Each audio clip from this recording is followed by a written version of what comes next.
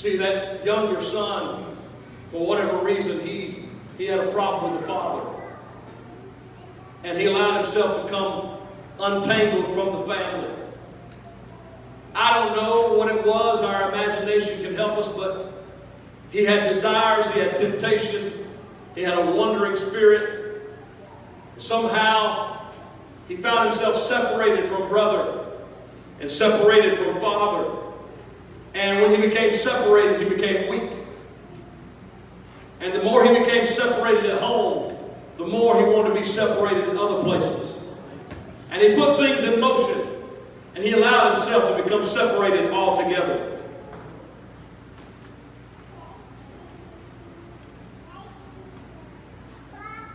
The elder brother, he became separated in his love. He became separated in his honor.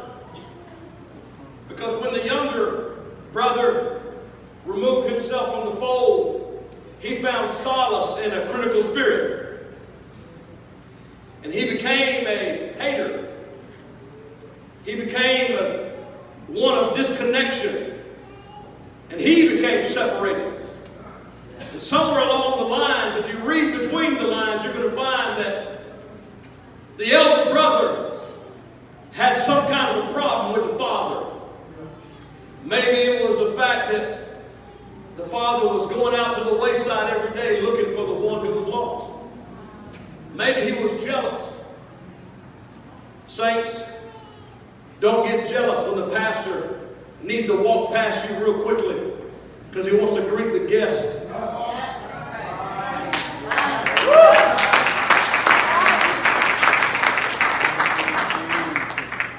Don't get jealous in your maturity when, after you've been going to church 3, 4, 5, or 6 months, you notice that the pastor starts to scale back. And maybe you're not having coffee with him every other day. And maybe you're not joining him for dinner after church on Sunday. And you notice he's over there with another family. Don't let your jealousy cause you to miss the point of what the man of God is trying to do. So he invested in you. He fellowshiped with you. And he loved you till you got strong enough to do a little standing on your own.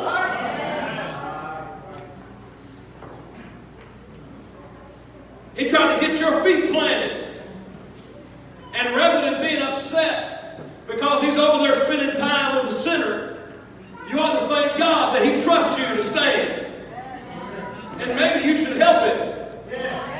Maybe you can find somebody to take the coffee. I didn't come to hurt somebody's feelings, but maybe you can love on somebody a little bit. Maybe you can buy somebody a meal. Instead of sitting back like the older brother and getting disconnected. And finally, and I even hesitate to do this, but even the father must have had some level of fault in it. I've never heard it preached. I've never heard it said. I've never heard anybody talk bad about the father. And we're always transposing that. We're in our human mind. We're trying to find out who the Father represents, who the Son represents. And we want to say the Father is God. We want to say that, and it may very well be. If your pastor believes or preaches anything differently, then that's what you go with. I won't be offended. I can be wrong. It happens all the time. At least 4 times in my life. At least. But let's just look at what the Bible actually does say. The father did lose a son. Somewhere in the midst of things, for whatever reason, that son had a desire to leave. And on some level, I'm not casting blame, but I know if I was the father, I know I would feel that I made mistakes somewhere in there. Someone here tonight has a son that's not in church right now. You know how the father feels, don't you? I'm not assigning guilt to you, but you feel guilty sometimes. I'm not casting blame, but you take blame sometimes. Because at the end of the day, whatever the reasons were, the father lost a son. And secondly, the son he had, he neglected. I can speak with this a little bit more credibility on this because it's written. The son he had didn't know how much the father loved him. Yes, the father said, son, all I have is yours. But apparently, that wasn't said when it should have been said. It was only said when the elder son didn't come to celebrate. So we have a father and two sons separated. The Lord is trying to tell a story of reunion. The Lord is trying to explain that He wants us to be together. The Lord is saying, hey, 1% is too much to lose. Go save the lost sheep. The Lord is saying, hey, 10% is too much to lose. Go recover the lost coin. 50% is where you're going to head to if you start coping with loss. We don't want to be separated. Because separated, we're vulnerable. Separated, you lose it all. You lose your identity. You lose your heritage. You waste everything. You go lower than you ever thought you'd ever go. Here's a Hebrew, assumedly, living inside of a pen with the swine, whom they would not even touch because it was unclean. But he's eating the food the swine eats.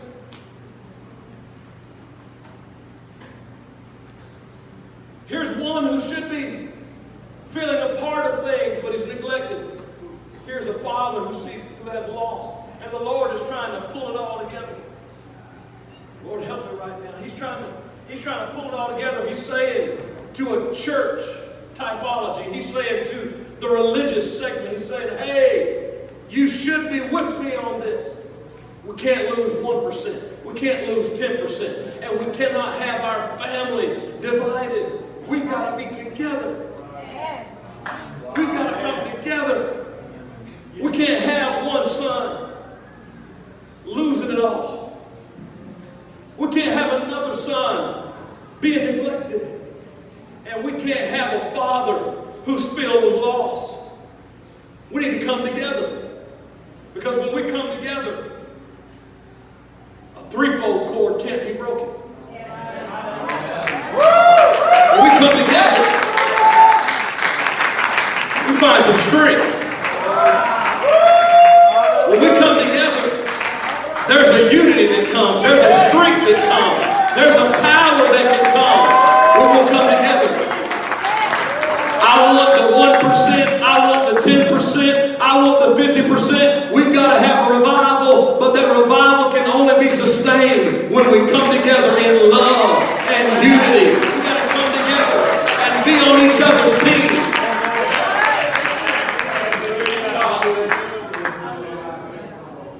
Necessary praise is a praise that can praise my brother in their time of celebration. Because that makes us strong like a cord, a threefold cord. A necessary praise that says, when Brother Carter has a revival, I'm going to show up and support it. I'm going to give a little extra in the offering. There's a threefold cord.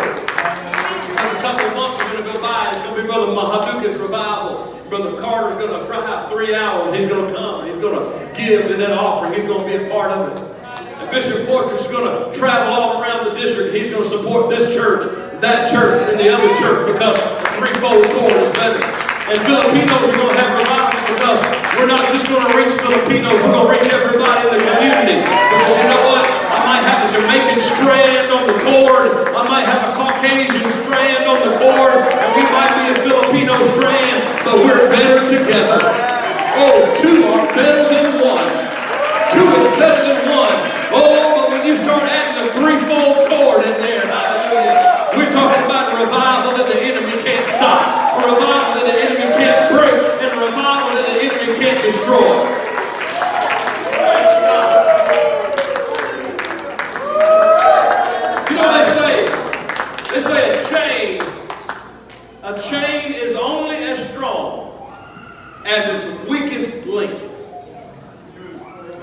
True, isn't it? It don't matter if one link can hold 1,000 pounds. If the link above it or below it is weakened, it will break. But you know, that's not true of the cord. That's right. You see, a cord, one strand of the cord can be cut here, severed here,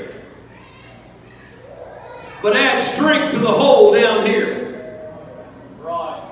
A chain might be as strong as its weakest link, but a cord can have a weak strand that still brings strength later on down the line. Yeah. Hey, I might fail. I might have failed yesterday. I might have messed up. I might have backslid for a couple of months, but just keep me in the cord. Hallelujah. Keep me in the thread. Hallelujah. Hey, we might have an election at a conference.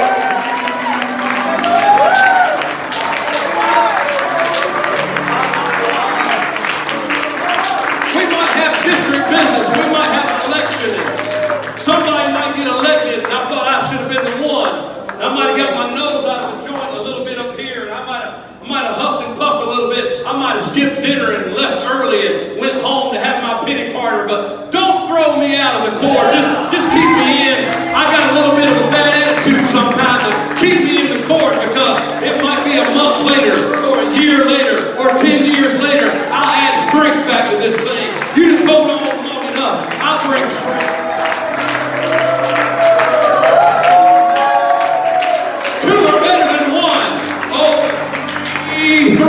Three is something that's not going to be easily broken.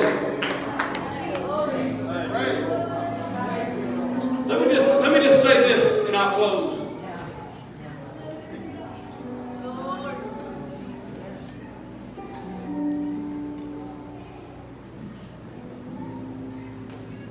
You notice the difference?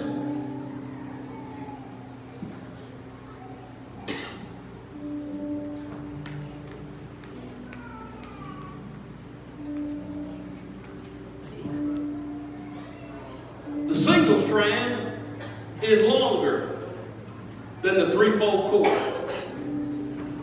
Now, I didn't have the ability to create this exact, but statistics say that a threefold cord is 65% shorter than the single cord.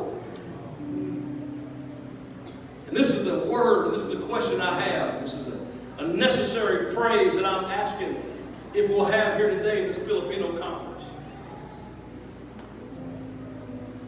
Do you want to try to be more on your own? Come on. Or do you want to be stronger together?